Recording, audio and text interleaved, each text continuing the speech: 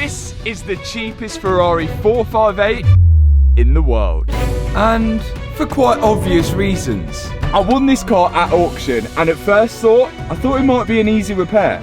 So much so, I thought I might be able to rebuild this Ferrari within 7 days. Ferrari!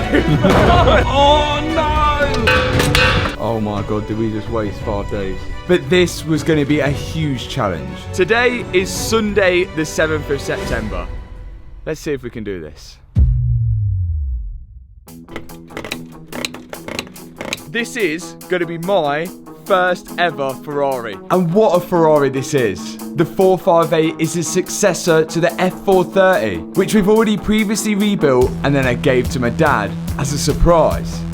I really like this car. It is cool, isn't it? Yeah, I actually really like this car. It's a very good looking car and it's a very good sounding car as well. It does sound good.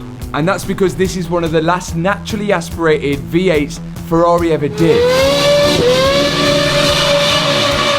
And the roof comes off. It does, because this 458 is the Spyder, which actually makes it more desirable. The photo of the car, the wheel was connected. And then when it arrived here, the wheel disconnected. So, yeah, everything in there looks bad. I'm slightly worried what's behind this door because the door looks like it's tucked behind the A-pillar. The door doesn't open, the handles come off, which makes me think that handle probably wasn't off until someone tried to open the door and pulled it off. The rear quarter's bad. It looks like some damage to this rear suspension. And inside is a whole different story. There's an ecosystem in there. But before we start anything, we need to get this car inside on the skates and start stripping it apart and find out how much damage there actually is. If we've got any hope on rebuilding this in 7 days, because I am excited to have this car. So sick. I can only assume that either the roof or the windows weren't properly latched when this car was sat at auction, and that's what's caused the mould in the interior. But I still think it'll clean up. We've just got to get the 458 on some wheels now so we can get it inside the workshop, where hopefully it'll only stay for the next 7 days. Yes!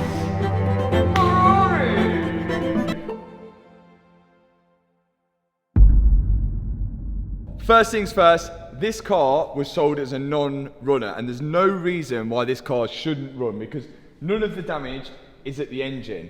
But Ferraris don't have pyro fuses. Well, at least I don't think this one does. It has an inertia switch, which I think we just need to press down. It should be inside. Getting in that is a biohazard, and the battery's in the passenger side footwell. First thing, I'm just going to give it a quick spray and clean in there because I think it's got a little bit damp and there's, yeah, we'll give it a quick spray, then we'll put some power to the battery, see if we can get this car started. Let's go. Getting in that car is not going to be ideal for anyone. So first things first, let's try and wipe away a bit of this mould. Then let's get it started. Go on. It's proper stuck in it. Will the window go down? Yes. This door was well and truly stuck. Oh. Right, now do it, go. Oh!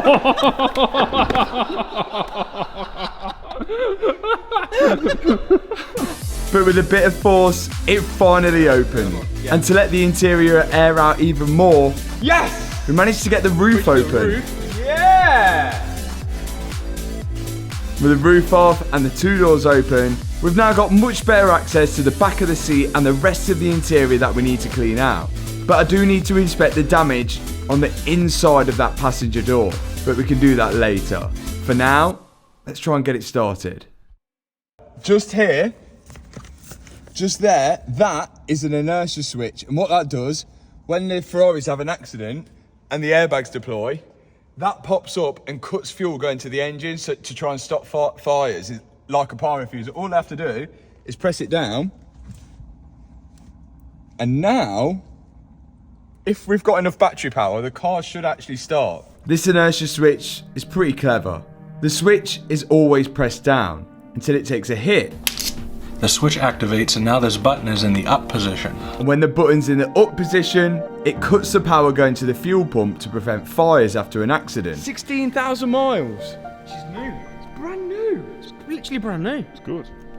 Ready? So now that we've pressed it down, we should be able to crank the car and get it to start. Ready again? But nothing. It didn't even crank.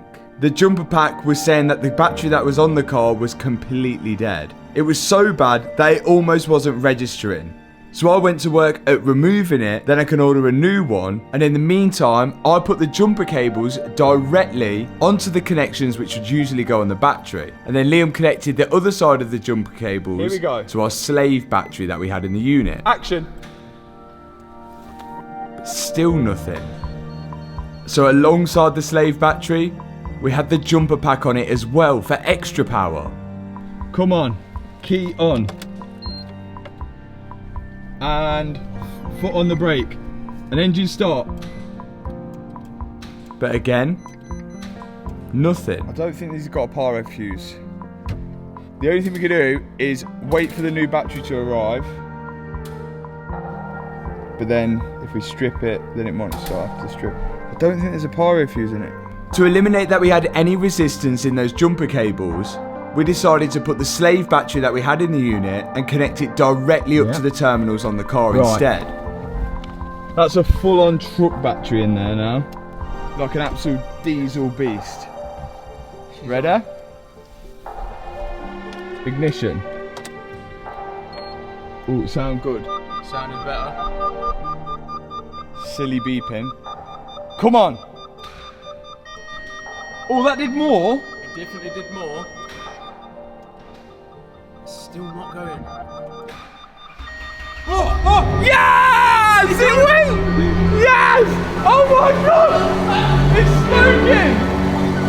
Yes! Come on! Yes! Yes! Oh, it sounds good. Come on! It worked, but we do have a fair amount of fault codes on the dash.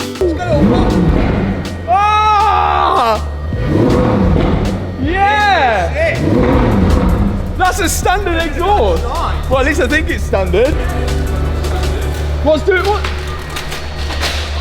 Wow! Is that the fan? Is that the fan? I think the fan turned on. The fan's just yeeted itself in here, look. Oh yeah, the fan come on and started trying to send stuff around the room. Well, it started. Well, That's good. the main thing. Started. High five.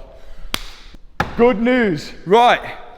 Now, I think we just got to start stripping. The engine seems all good, but we can't run it to temperature just yet because the radiators are damaged at the front. But now we're about to find out how damaged the 458 truly is after we start removing all of the trims covering over the frame at the front end.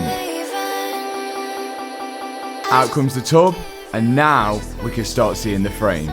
And there's definitely a lot of broken and bent parts there. Every time we remove something, we add it to a list that we need to buy. And because they made a fair few of these 458s, and it's a 2013 car, parts shouldn't be that hard to find, which should help us in trying to rebuild this within 7 days. Looks like I'm going to have to take the side skirt off, actually, to get this all out. I'm also going to have to remove these side skirts to access the rear quarter as well. So, off it comes. I couldn't access the last bolt because I need to remove the rear wheel to get to it, but it should be enough just to get the front wing off now. Look at that. That's a weld onto the bracket. You watch this. They've put bolts in and welded What is that weld doing realistically?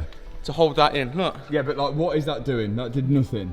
Absolutely nothing. They've just gone happy with the welder, ain't they? They're just like, oh, do you want me to just put a little tack weld on that? Are you sure those bolts are going to hold it in? And they've just That's wild. literally rammed in a little weld there. Put this weld on to hold the spaces in place. Ah, yeah, so they don't drop down. so they don't drop down. That's what they've done, yeah. That is proper Ferrari. If we did that, we would get called a bodge. But they've put spacers and a tack weld in to make sure the wing lines up with the door. Yeah.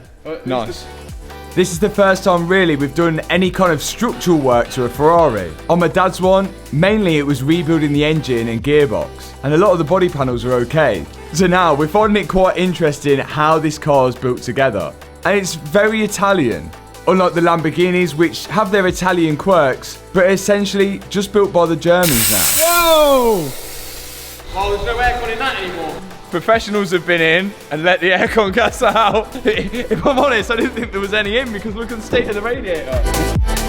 This front left radiator pack looks like it's seen better days. But the aircon condenser was holding aircon gas, which is good news. But before we buy anything, I want to see what's savable and what isn't.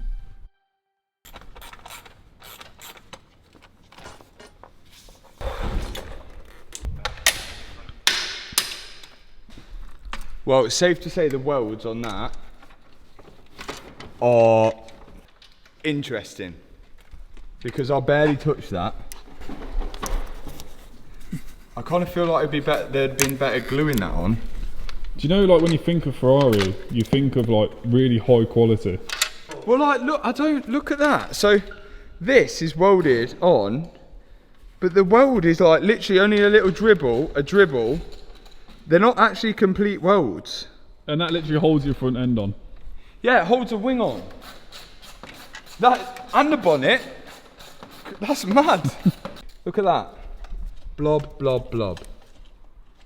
I reckon that would just pull off. But I think I'm gonna leave it there just in case we need to reference where it goes. Enzo Ferrari said, you pay for the engine and the gearbox and everything else is free. I like it. It's starting all to make sense. But let's keep stripping the damaged parts off. Yes, So the good news is coolant's coming out of this side, which means we may have a good radiator this side. Well, that's what I was hoping. A few bolts to get it out, then we can inspect it. Oh no! No! No! No! There was a small hole in the radiator, but there is potential we might be able to fix that later. Now we've got all the front end exposed, time to take a look at this suspension. On the right hand side, the driver's side, this frame is broken. I've looked, you can buy this frame separate and keep this. I'm hoping we could keep that, but I want to keep it all in place at the minute just so we've got a reference of where it goes, because this, you can see, is welded and joined together. So I would like to weld that side on whilst having this side on, just so we've got some form of reference, and then take this side off. I feel like that would be a better way, rather than just ripping it all off and then starting from scratch. Also, suspension on this side. Top arm, broken. That's definitely broken. And then you've got the steering rack here, and the inner tie rod, that's also broken. We should be able to get this gaiter off, and then unwind this inner tie rod. Hopefully there's no damage to the steering rack. What's this lower arm saying then? What do you reckon? I mean, it's took a nice whack here. It's like got some damage. I think we might. But like these, you can never really tell like how much they're bent by. I think we should replace that. Yeah. So let's whack this off, whack that off. Yeah, let's keep going. As we've experienced, it's always best to replace most of the suspension if it's had an impact on that side. Yay! With it being aluminium, it's really difficult to see whether there's any bends or twists in it until you get it on an alignment rack. So let's get all of the wishbones off of this right hand side and get them all replaced. I'm just hoping the shock absorber's okay. So that's a pretty expensive bit of kit, which is made by Öhlins, the same company which makes the suspension which goes on the SVJ. And just like most Italian cars, when you remove the wishbone, you find even more spaces and shims behind it all. These ones here, which sit behind the wishbone, are their way of adjusting the tracking on the car. And it's a good job we removed it all. We can see a bent tab here.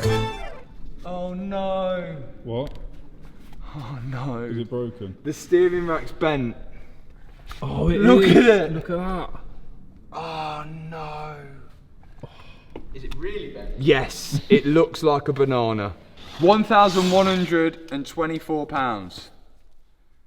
And it looks okay. We're unsure whether it was meant to be bent down like that, but this is all I've got, look. Lock. Lock. Yeah, that's bent. What if it's only got a short amount of lock? It goes straight and left. That's all that effect does. Liam cracked on at getting the left side suspension on. Time to get the door off. This door needs to come off because, as you can see, it is damaged. This door definitely isn't savable. It's aluminium, so we're just going to replace it. 2.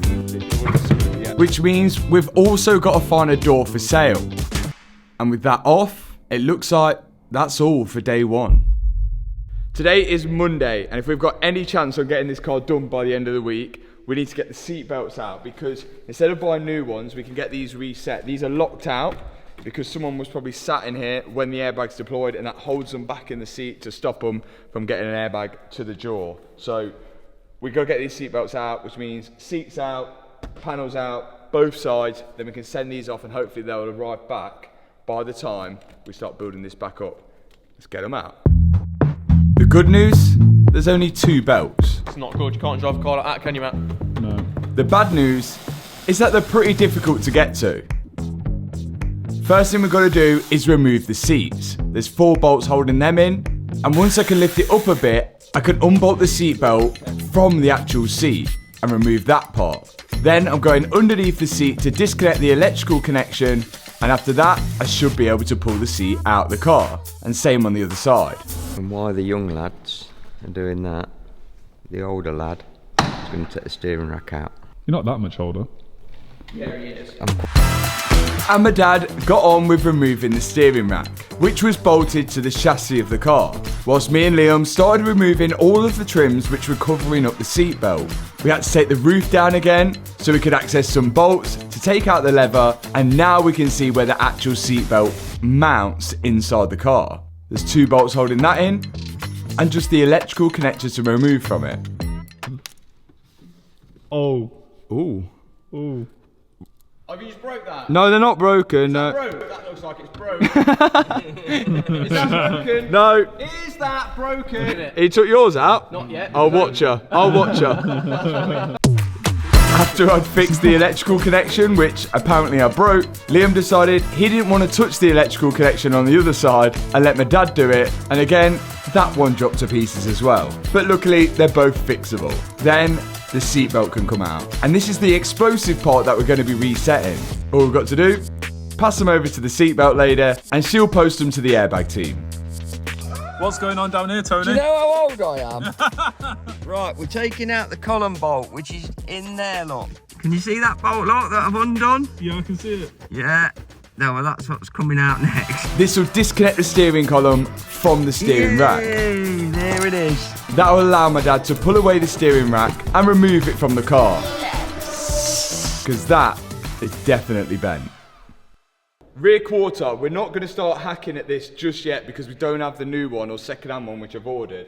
So there's definitely some kind of suspension damage back here. So I'm going to take this off. Along with that, we need to see if there's any more damage under here. The rear bumper needs to come off. So me and Liam are going to start attacking the rear end. So far, we've not fixed anything. But that stage will come. Let's find out what's broken on this rear left suspension. First, we need to get the wheel off.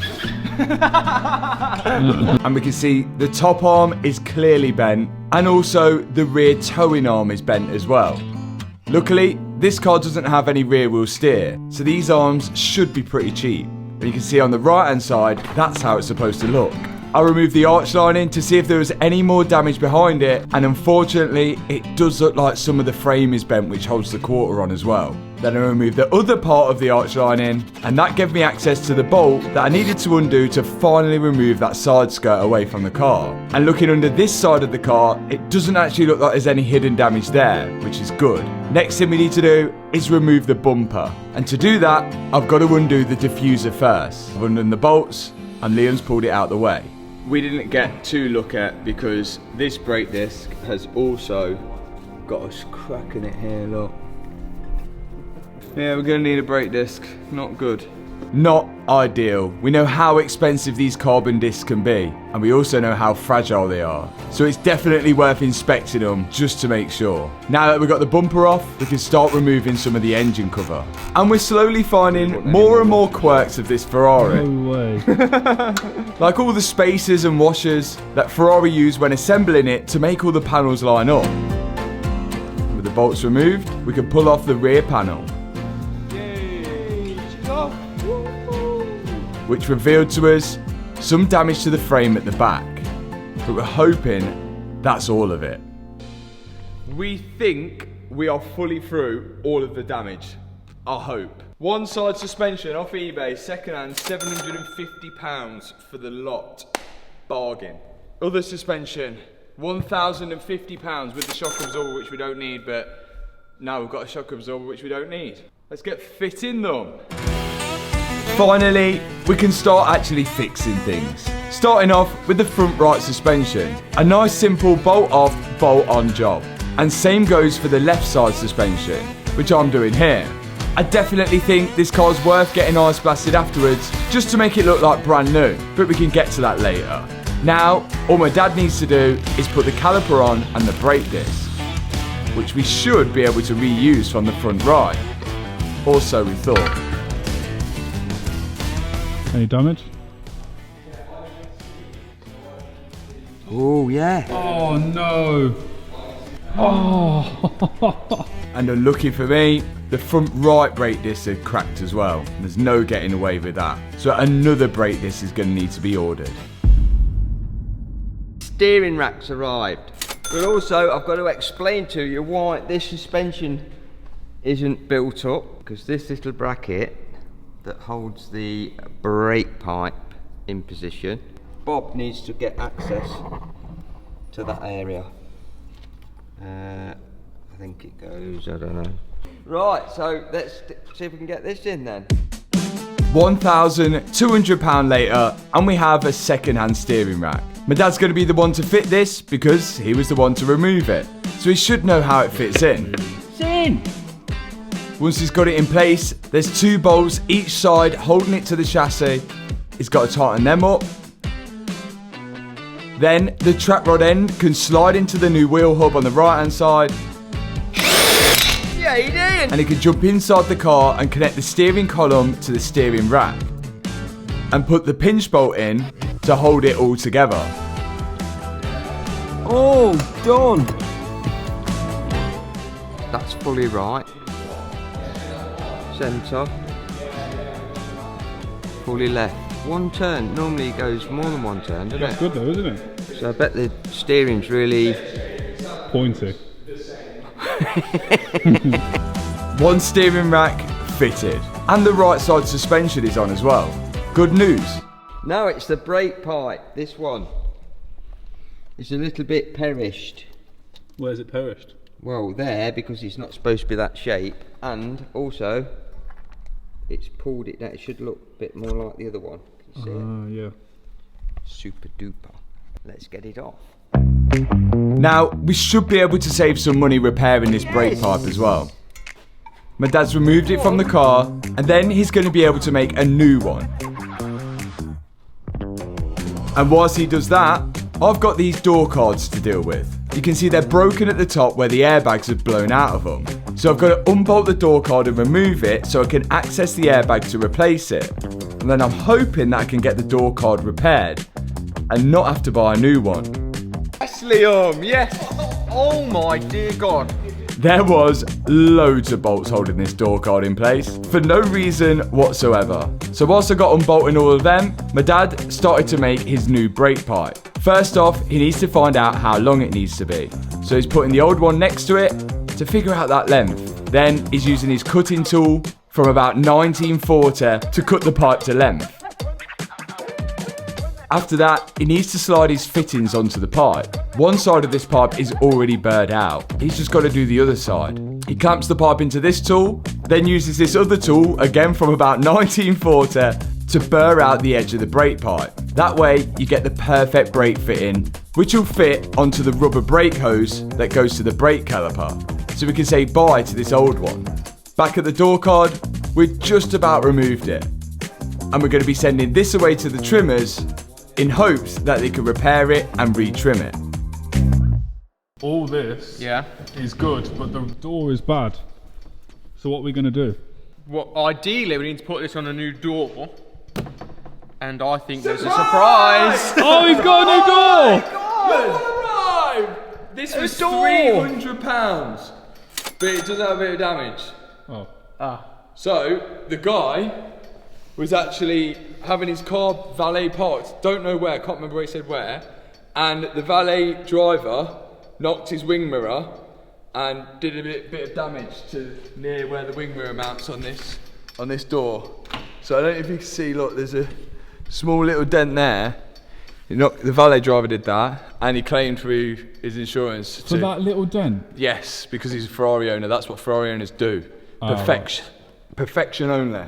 So I'm gonna fix that when it goes to the body shop. Good news is though, it's Rosso Corsa red, so we don't need to paint the inside of the door. Bad news is, he stripped the whole door out because insurance job, because they wouldn't just replace everything in the door, they'd just replace what's needed. So, we've got a job now of changing all of that onto all of this. So whilst me and Liam got onto that, my dad started to slide in his new brake pipe that he made.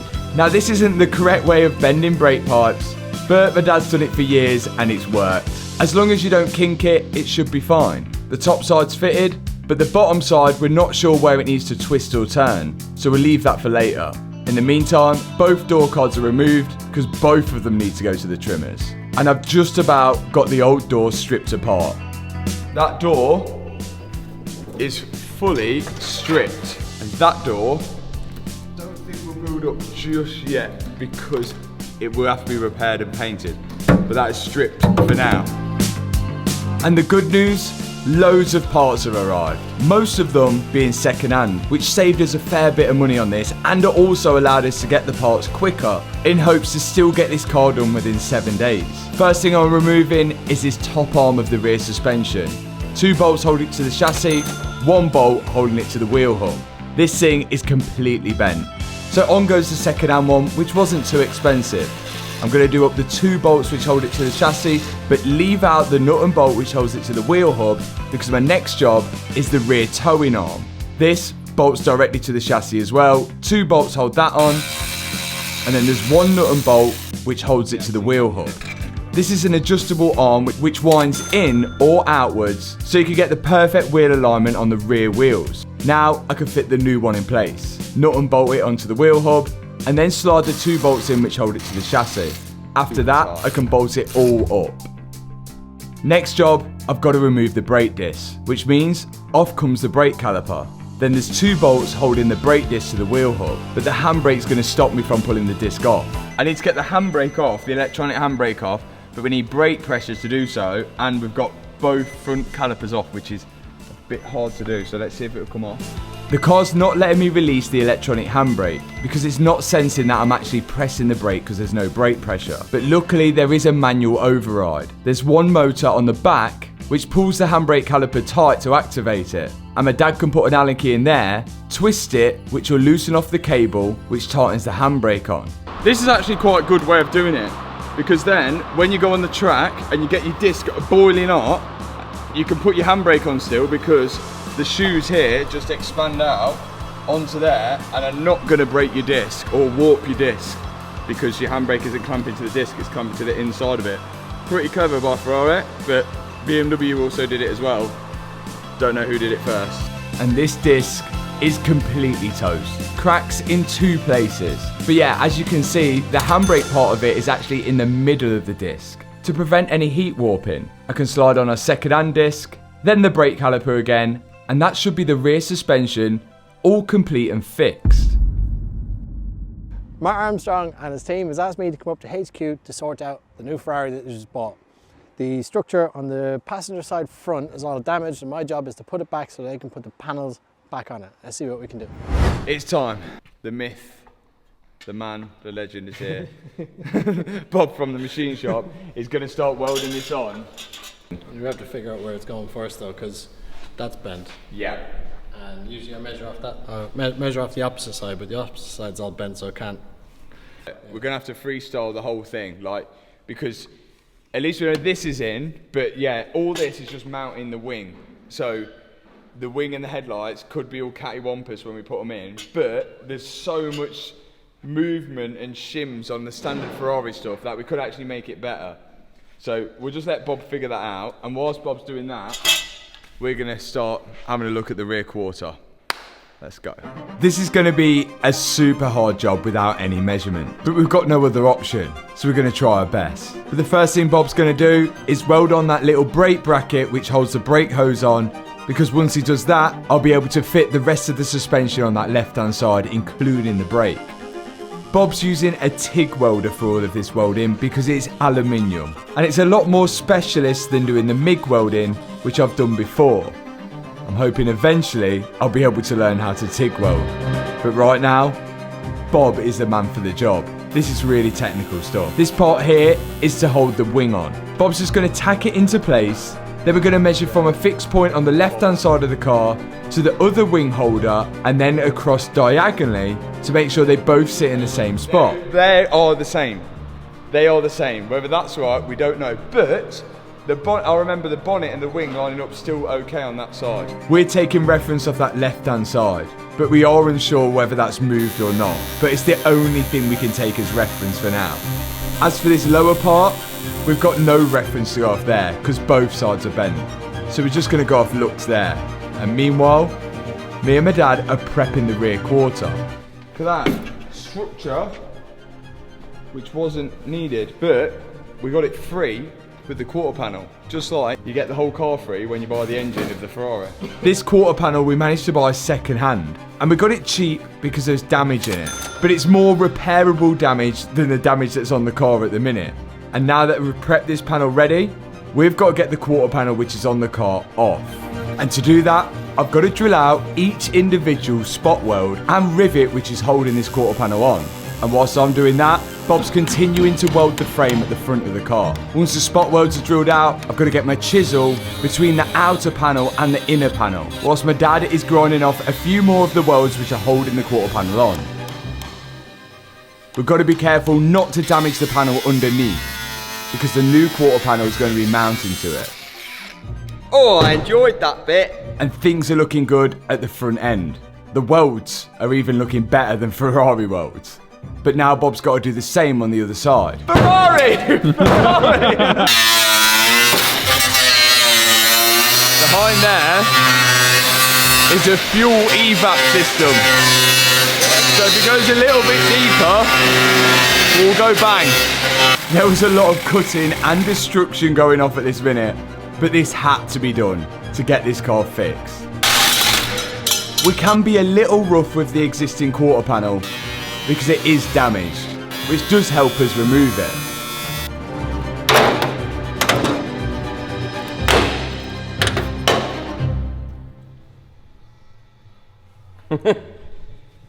Side's all prepped now. So I can clamp all this in place, get my measurements right.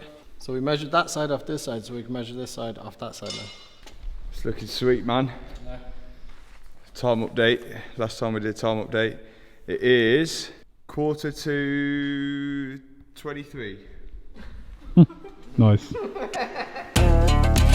So now, Bob gets on with welding on all the frame for the radiator on the right hand side, whilst me and my dad start taking off the remaining part of the quarter panel. The places where we're taking it off from are where there's either spot welds, rivets, or existing welds. So when we fit the new quarter panel back on, there'll be no extra welds in there and should look like OEM, if not better. At the back as well, there's this bar. Now we managed to get this off eBay as a replacement bar, but we think this is all bent up here. And because the rear quarter panel actually mounts to this bar, which like sits along like that, we're thinking that it could knock the quarter panel out if that is not exactly straight. So all of this rear end has got to be stripped apart. This has got to be painted, and then it's actually tack welded on. These bits are actually welded on to the rail there. Apparently they use this, the company we bought this off, they use this to make copy ones. Now, they don't sell many, so they sold us the actual original one. This bar at the rear holds quite a lot of stuff. 2 oil coolers, and even the handbrake cable. So my dad's gonna start removing all of this so we can get the old bar off. And as I mentioned, it's actually tack welded on to the rear chassis legs. So my dad's got to grind off those welds there so he can lift it out. So he's kept the brackets in place so we can slide the new one into the exact same place. And this old one was pretty bent up. Shaking the can of paint. Are you alright? Yeah. Tony, it's 1:05 in the morning. Yeah. You've got a lot of energy. We continued on and my dad started painting the new rear bar that's going to be fitted in a moment. Using a bit of heat to speed things up a bit because it was getting to the early hours of the morning and that bar was just about ready to be refitted. This time, not bent. He's going to slide it back into the original brackets, which are on the legs, and then start fitting everything that was originally on the bar back to the new bar. Job done there. Okay, rear bar is on, but not welded. We just need it just tacking around these brackets there, just to weld it on, because Ferrari, we've found out they like to bolt stuff and then weld it as well. Next step, this bracket, again, also bolted, but with the same time, they like to weld it on as well, hence why there's a hole there, so that's gonna be welded. This bracket needs to go there. This thing's like a whole Lego piece, so yeah, that'll go on there, that'll be welded. But the main event, what I've been doing is this rear quarter and lining it up, getting it ready. So we've got a big moment now where I've got to put it in place, and then I've got to create a join here between the old panel and the new one going on. I've got to make sure this is perfect, else it's going to look well cattywampus. Time for the new rear quarter to go on. I've prepped the surface, there's no messing up now. This is what I've been doing. I've got to slide this on and line it up with all the existing pieces that I've just cut off. As we mentioned, some of this rear quarter come with some structure underneath it, which I've kept on. And I've got to join it to the existing structure underneath the car. But so far, it's lining up pretty well.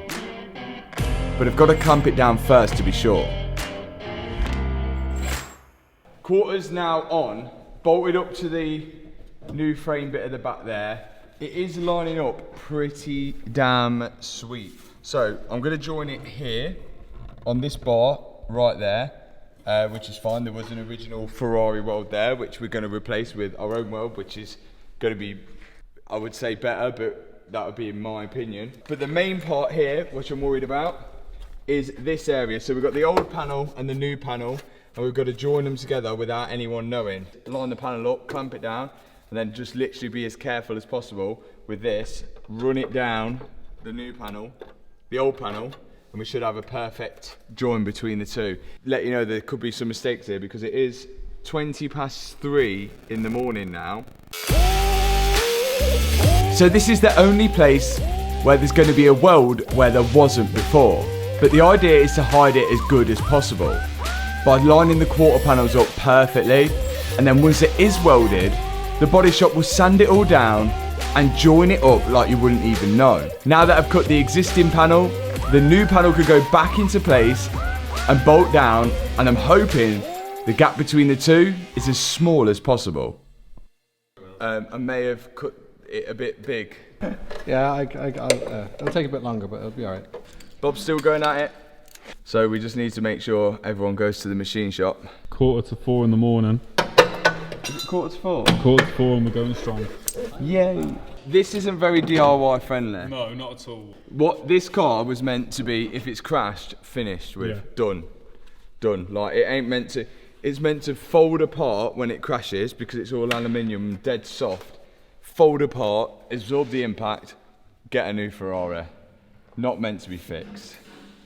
But hey, we're here fixing it. We're doing the impossible. This bracket used to go here.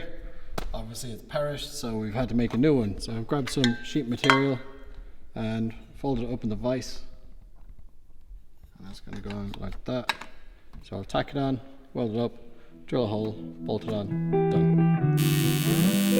Bob is even making new brackets at the front because we weren't able to get them in time from Ferrari. So we have to say a massive thank you to him and his team at the machine shop. If you guys did want to learn how to weld, then Bob's your guy. I've put a link in the description for the machine shop. But all the quarter panel is now prepped and is just ready, waiting for Bob to weld all the parts that actually need welding into place. And this is the early hours of the morning, and Bob stayed to get this done. What a legend. Now a lot of this quarter panel is welded, but most of the parts that you can see, like those little holes, are going to be for rivets, which we can do once the welding is complete. But right now, he's doing the join between the old panel and the new panel. And whilst this might look obvious that there is a join at the minute, once it is all sanded down and there's a bit of body filler in between, I'm sure you'll never know that the work's been done. And not forgetting the rear bar at the back, which Bob's tack welding now, and all of the other brackets which Ferrari decided to weld on as well. And that was an absolute shift of a day. And it wouldn't have been possible without Bob. It's officially 7 AM. Bob has smashed it. Fair play, mate. But now it's time to find out. Moment of truth.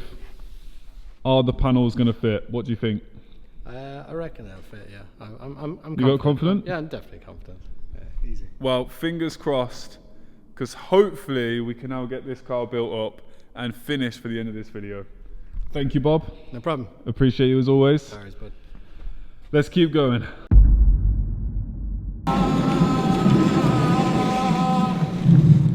This could either go two ways. One way, amazing, we saved a lot of money and the car looks fantastic. The other way, we saved a lot of money, but we didn't save time. Inside here is a DMC body kit for the Ferrari 458, and I'm going to be honest with you guys, I don't know how it's going to fit. It's a Speciale kit, which includes bonnet, wings, bumper. I think that's about it. But it is carbon fibre, and they warned me that the bumpers may need modification because it's an old mould. I really hope this works because there's a massive kit and it's a huge part of the car. We haven't we don't know what it's going to be like inside. Liam, for the viewers that don't know, what's the Speciale? Special Ferrari. So this standard 458 looks like this, but Ferrari made a lighter, more track-focused 458, which looked like this. And this body kit, which we're unboxing now, should hopefully help my 458 look like the Speciale. But we have had bad experiences with fiberglass panels before. Luckily, some of these panels are carbon fiber. Whoa, yeah, that is nice. And when DMC sent me the kit, they said we shouldn't have any problems with the carbon fiber panels, but the other panels may need modification. First step, exposed carbon fibre wings. They do look proper race car. If the full car was like that, imagine how cool it would look. Now we want to test fit all of these panels before we begin painting all of the new aluminium frame that Bob's been fitting over the past day. And it's going to be hard to know if it doesn't fit, whether the panel's the problem or we put the frame in the wrong place, because they're aftermarket panels. First test. Let's see how the door lines up to the wing. That ain't that bad. It could do with coming in a bit, couldn't it? Just coming in.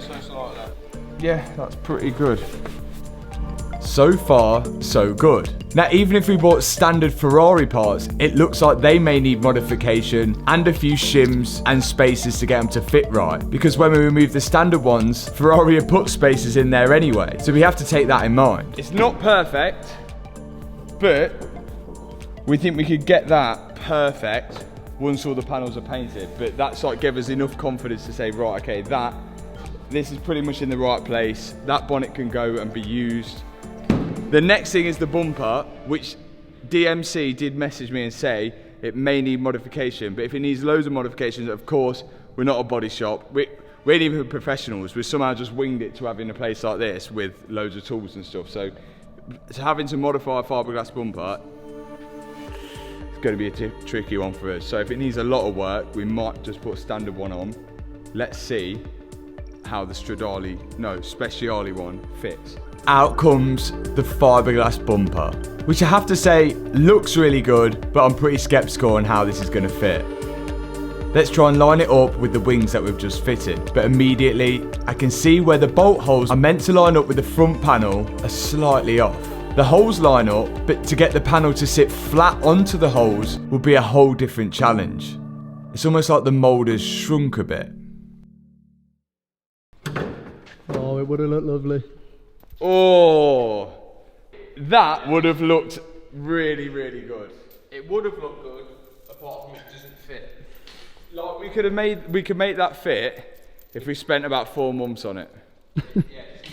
Oh, we're gonna need a stock bumper, but I ain't offended because stock bumper does look classy, doesn't it? But that looks proper aggressive, doesn't it? It's a shame. Why do all fiberglass body kits never fit? If it was plastic, it'd be you'd all day you'd do it. Happy with wing, happy with bonnet, not happy with bumper. We're gonna need a stock bumper. So all of this does need painting underneath. I'm not gonna paint that until we've got the bumper. I feel that's the right thing. But because Bob's done all the welding back here, we can actually start putting all this suspension back on and hopefully have 4 wheels going in a straight line. And that's a good start. Then we'll address the rear quarter situation after that. Let's go.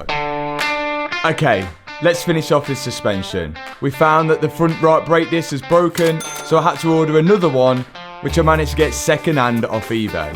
My dad's fitted that into place, then the caliper could go back on, which we're reusing. Tighten that down, then put the brake hose back into the caliper. Job done there. Old disc, well and truly finished. New disc, £900, second hand. Another new carbon disc.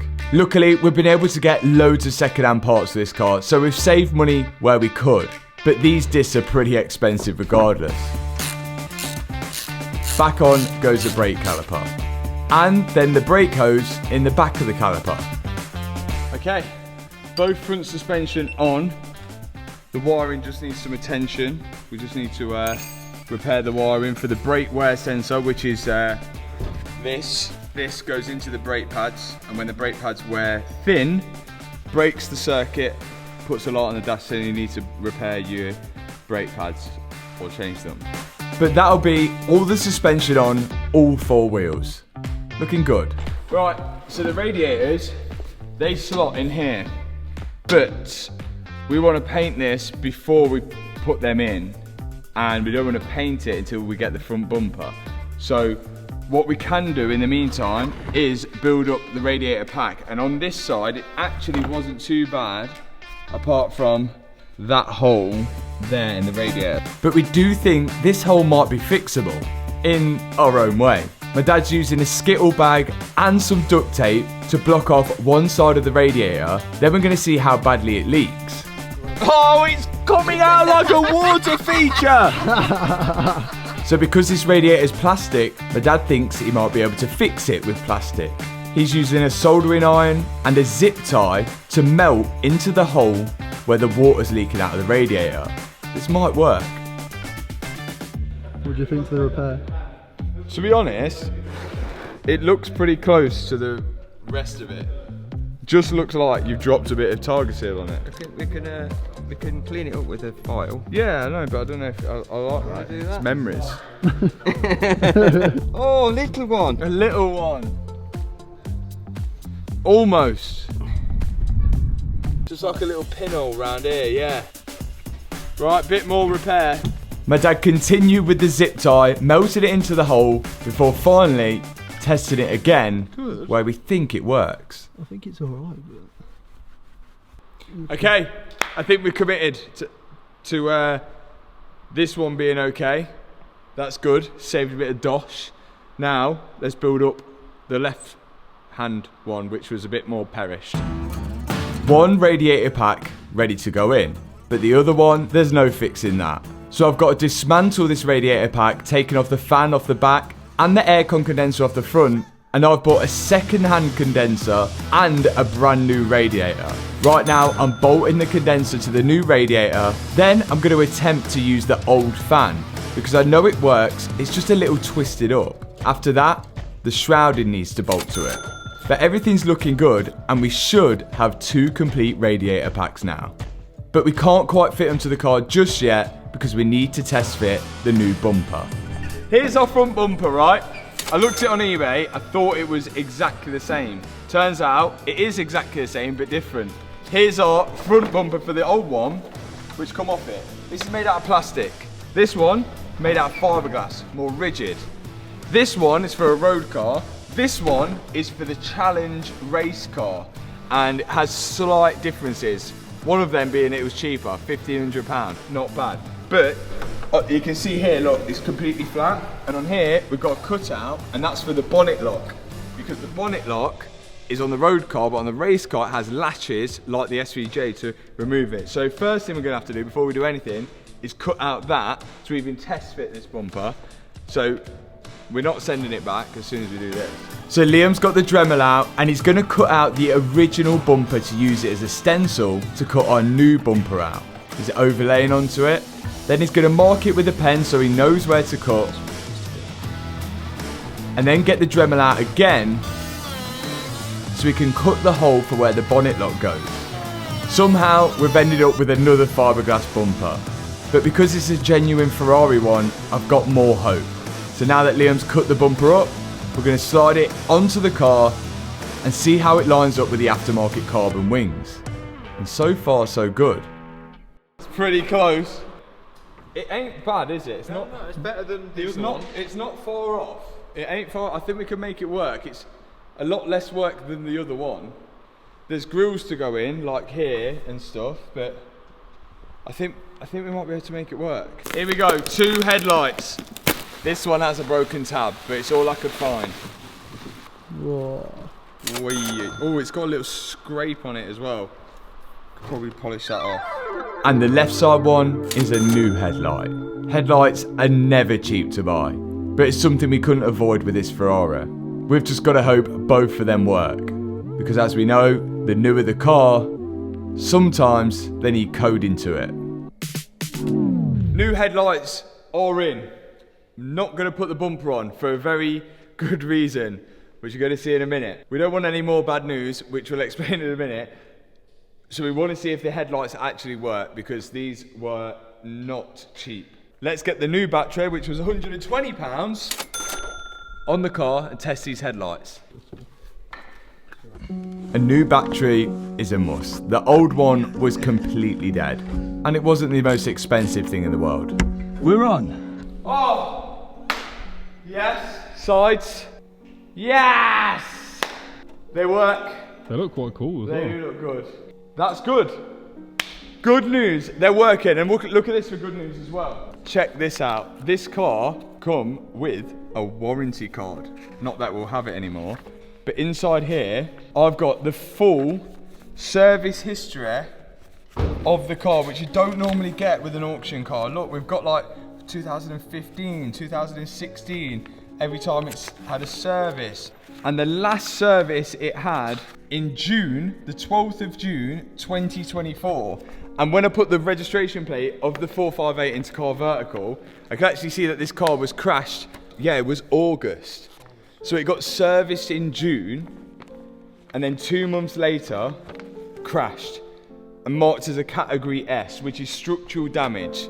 I can also see every time this car's had an ownership change. And I'm actually the 3rd owner. And every time the registration plate's been changed. The car vertical report is really clean, apart from the damage, of course. Yeah, and on top of that, look at that. 2 keys as well. But that's really good to know.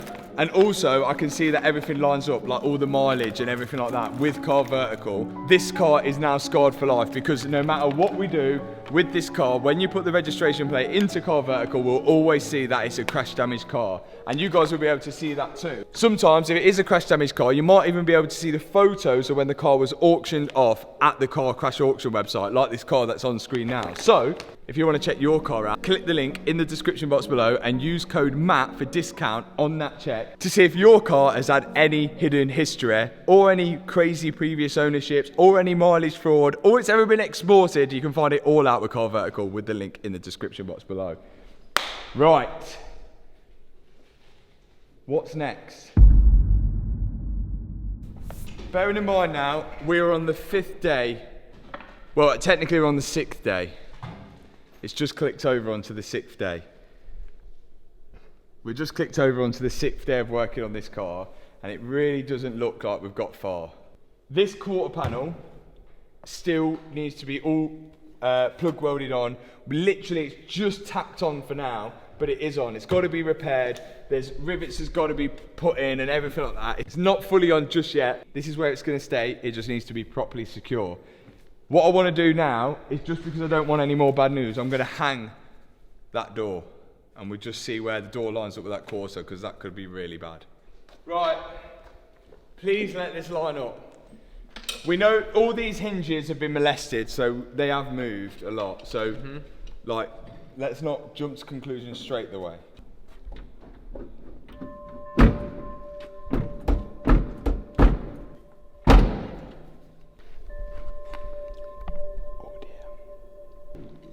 very close. But it's really far away from that wing. We then had to try and move the hinges and work out what's gone wrong with this fitment. Have we fitted the quarter panel wrong? Have we fitted the front end wrong? Or was it the door hinges which were just completely bent? It's hard to know. Oh my god, did we just waste 5 days? We tried everything to get this door in line, and eventually we came to a conclusion.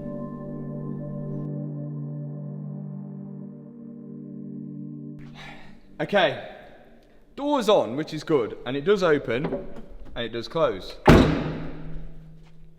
But I didn't follow my own rules. I didn't order door hinges whenever you have a damaged door, or a bonnet hinge when you have a damaged bonnet, because if you remember, this door was pushed so far back into the quarter we couldn't get it off, and it was also pushed so far in, and we think that these hinges are actually bent. We think they're bent, and because that's bent, we're fighting with it. At the minute, the quarter sits quite proud here. Yes, it's not fully on yet, but it sits quite proud away there, and then the door sits away there, so the door almost needs to go inwards like that. This is like the really tough part of like building the cars, is lining it all up. It's fairly easy to repair it, it's lining them all up which gets the hardest part and time consuming. This door needs to go like that. It's on maximum adjustment already, so we definitely think this hinge has been pushed in because we pulled it all the way out, and then this one is all the way in, so it's definitely been whacked there, which is what happened in the accident. What I want to see now, out of interest, is now we've moved this door to where we think the gap between the door and the quarter is fine. I want to see where the wing sits now, between the wing and the door. Right, that actually ain't bad. The door is in. Door is in, but that's what we thought. It backs up our theory, but the actual line ain't bad, is it? Whilst we're on the high note, it would be nice to see this car roll in.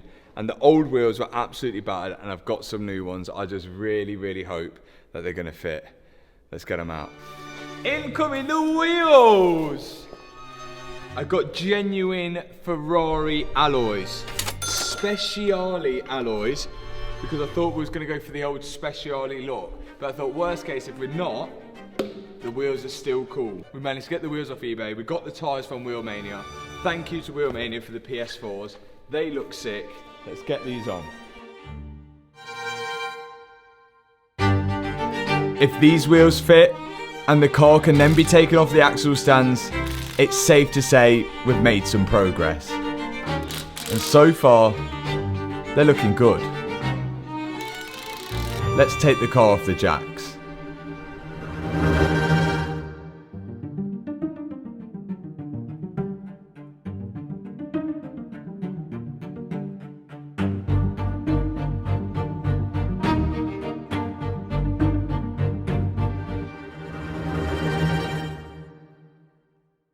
And there it is, the wheels are on.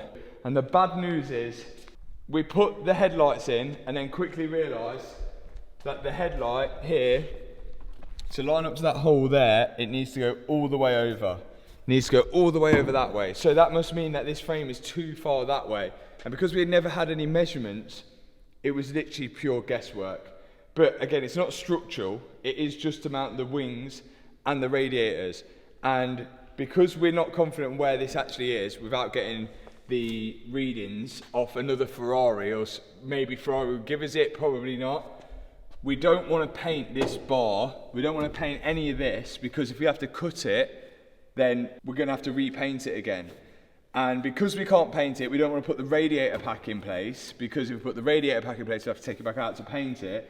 And the bumper isn't on, because we know everything's got to come over. The only good news is that at the back, the quarter panel seems all good. We've just got to tack it on with all the spot welds. This is all got to be fixed and painted at the body shop, which is no problem at all. And then we just need the bumper at the rear. We've progressed. It's on 4 wheels. The suspension is fixed. It's just down to the finishing touches. The seat belts haven't come back. The door cards haven't come back. We were trying to work on 5 days. It wasn't possible. There's no seats in it yet. Really? We're about halfway there, I think. But this car should be so sick when it's done. We have bought all the parts, and including the car, we should be able to figure out whether this car was worth the purchase or not. To the whiteboard. Pricing time on day 6.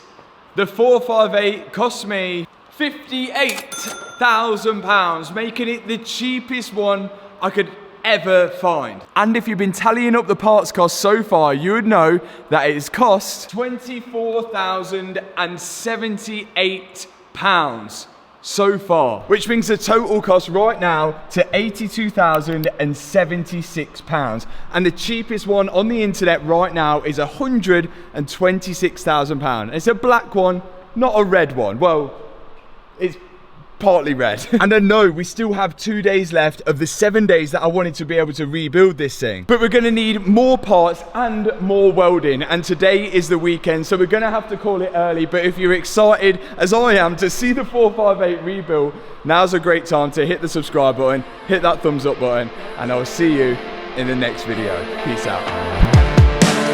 We're going to show Ed China how it's done. Ed, what do you think of my brake pipe? Let me know in the comments. Like a drug that I just can't deny.